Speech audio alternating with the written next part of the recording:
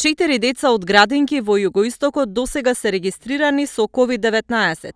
3 од Струмица од иста група и една од Гевгелија е билансот на случаи на коронавирус во регионот. Една група во градинките во Гевгелија е во изолација во моментов заедно со двете воспитувачки.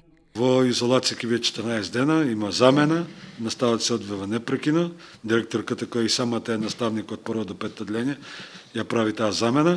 Во Владо Кантарџиев има две изолации и во детската градинка во Гевгелија, тоа е од Некни, значи имаме едно 3-годишно дете заболено, позитивно на COVID-19.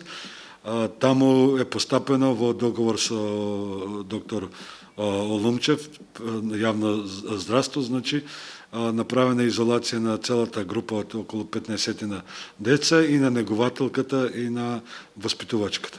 Според Министерката за труд и социјална политика Јагода Шахпаска, од отворањето на градинките на 9 септември до сега од коронавирус заболеле 18 деца и 55 вработени во државата.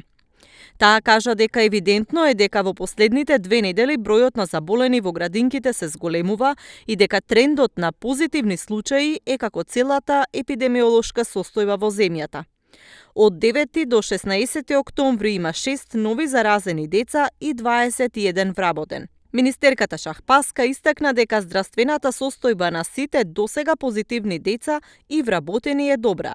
На ниво на држава до денеска има 309 деца во изолација и околу 50 вработени.